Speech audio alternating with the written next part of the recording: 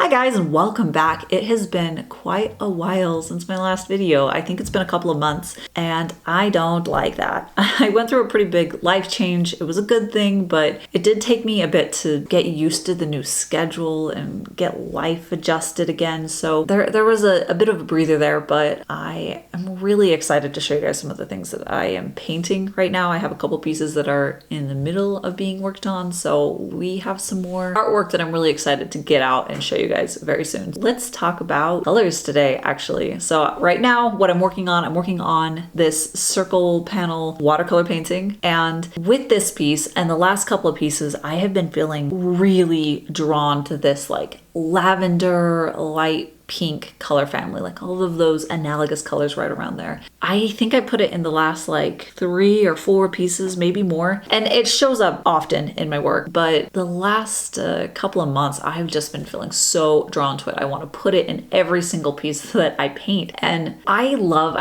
analyzing what color can say in a piece of artwork. It's just so extremely emotionally evocative. It can tell so much to the viewer. It can change our emotions, it connects to our memories, and it's different for each person. And I find that absolutely fascinating. And I love analyzing the way that I'm drawn to color and how I'm using it in my work, and kind of looking at the trends within what I'm painting so that I can figure out why I might be drawn to a specific color, if it's telling something that I'd like to dig into a little bit more. Anyways, I think all of that's fascinating. So I often will look at my work and think, okay, why have I been like picking those color palettes so often, or this specific color? But the last couple of months, I've just felt such a stronger pull to this kind of color family than I think I have to any other color in a while. And I've just been wanting to paint it more and more. And I don't feel that stopping either. I love having it as like this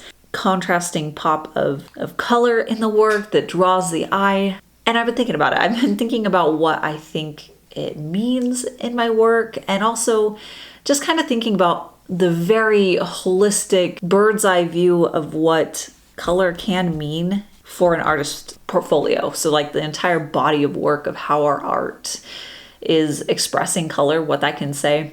Anyway, so to dig into it, this pink color, I like many girls, it seems like this is a very common experience, but I loved pink when I was younger. So like 6 years old and younger, it was my favorite color.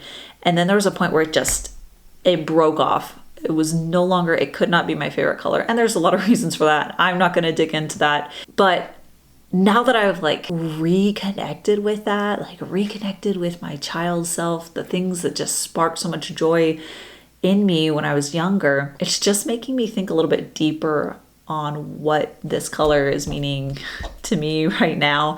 And for me, I think that this really bright pink, lively color is just that. It's expressing this joy in life and that vibrancy, and it's this perfect contrast to the blacks that I love to put in my artwork. So the heavier, richer, darker colors, and then this really bright, saturated pop that fights against that and balances it out.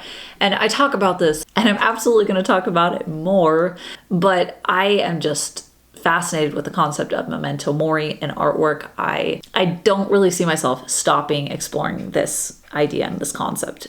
And this color dichotomy, I think, is like the perfect example for me of that. Having this color that's associated with life and vibrancy, springtime flowers, blush on your cheeks. It evokes life, is this perfect balance to these darker, heavier themes of death and the black colors that I use. So I have been realizing that is maybe one of the big reasons why I'm really drawn to it, is that it's not the pink on its own, it's the pink with this black color that I always love putting in my pieces. So I don't know, it's fun to like realize that a particular color palette is just fitting in like this perfect puzzle piece of the view that I have of this theme that I've been trying to explore, and to realize that I feel like I've kind of hit my stride in the color department, at least for this chunk of time, this body of work. It's allowing me to explore that concept in a way that feels perfect. It feels right with these colors.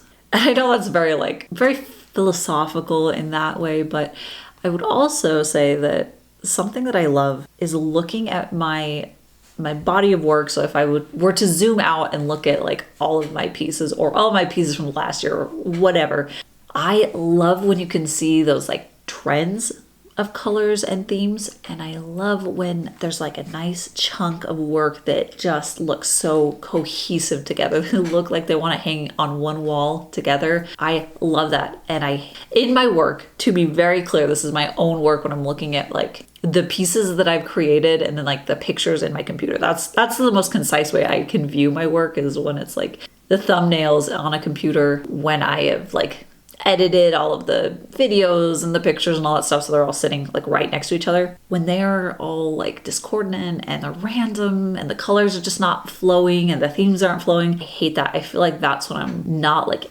locked in as an artist. Like I feel like there's a key piece missing when my work looks like that. But when things are just flowing and they all look good together, at least for the last like chunk of time, I find that so satisfying and so exciting. So when I've been looking back at these past few pieces that I've worked on, it just feels like I love that. I love that satisfaction of seeing them come together and look really good together, like they could be a body of work. I don't know. I just love that. And I've been thinking about it more and more about like, how much do I need to break out of the same as an artist, and how much is it okay to just lean into what I am fascinated with what I want to paint and what I want to use to paint.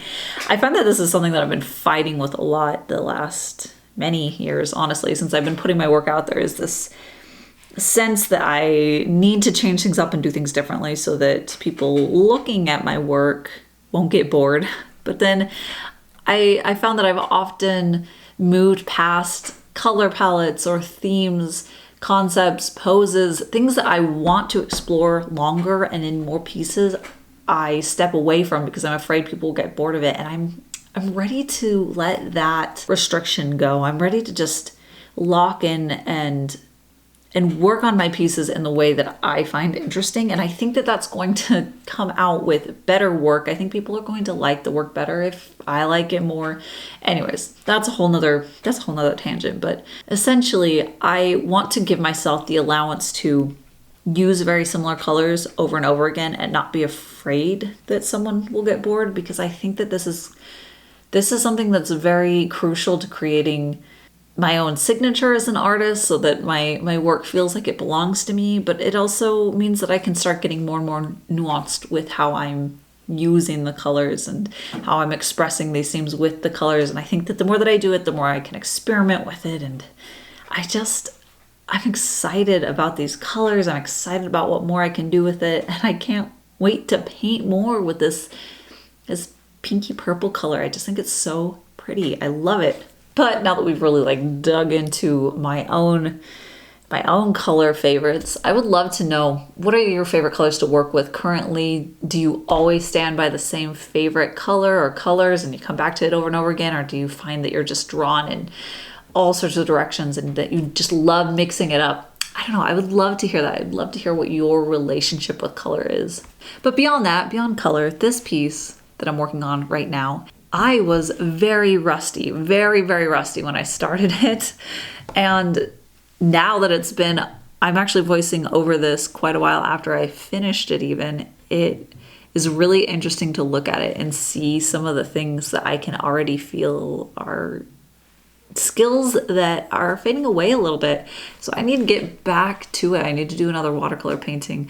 I've been focusing a lot on oils, and I think that really is the direction that I want to explore and get better at. It's the medium that's just, it's drawing me in. It's speaking to my soul right now. So that I think is really where my energy needs to go. And I want to go there. But watching me paint with these watercolors, I love a lot of things that watercolors can do. And I can see how quickly some of those things can slip. I started painting the background with a very specific pigment that historically I pretty much always avoid. It's cobalt teal, I think, or cobalt turquoise. In any case, it's very opaque for a watercolor, so it has a very chalky, grainy quality to it. And it's for me almost impossible to get a very smooth wash with it. It's kind of a fight to get it to look like anything that I actually want it to look like. And I lapsed, I slipped, I painted it for my background, and I hated it instantly. It was just awful. The contrast was terrible with the figure on the painting anyways, so it was not going to work. But I put it down, and that's the moment I'm like, oh my gosh, I'm rusty. I'm not really like in the mindset of what I have been with my watercolors, where I know exactly which ones I love, which ones behave badly and I don't want to touch them, or which ones behave badly and I have to be very, very on top of it when I'm working with them. Anyways, that was the moment that I thought, I have gone too long without painting with my watercolors. So it's just a reminder that art is always going to be something that means something deeply to me, and it needs to always be present in my day-to-day life. And I need to do it more so that I don't lose those thoughts that I have on it, that practice that I've built up. I need to plan another watercolor painting. I think that's the hard thing, is that I am feeling so excited about oils. They're fitting in ways that watercolors are a little bit harder to work in. Watercolors have different benefits. So I need to do another watercolor piece. I need to figure something out that'll just really sing with the watercolor techniques, and then I think that'll spark the interest to go back to watercolors. I think I've been realizing that a little bit lately, is that watercolors have this life and looseness and artistic quality to it that I haven't been embracing, and because of that, it hasn't been as enjoyable. And I think if I get in tune with that, with what really makes watercolor special, that transparency, the unpredictability of the wet on wet and the textures that it can create, I think that I'll end up much happier with the process. It'll be more engaging. So that is, again, a whole nother tangent, but I need to practice. That's my takeaway. It's time to practice. It's time to get back to making more art. And on a totally unrelated note, I had an epiphany with this piece. I love working on these thick artist panels so that they can be hanged immediately. You don't have to frame them.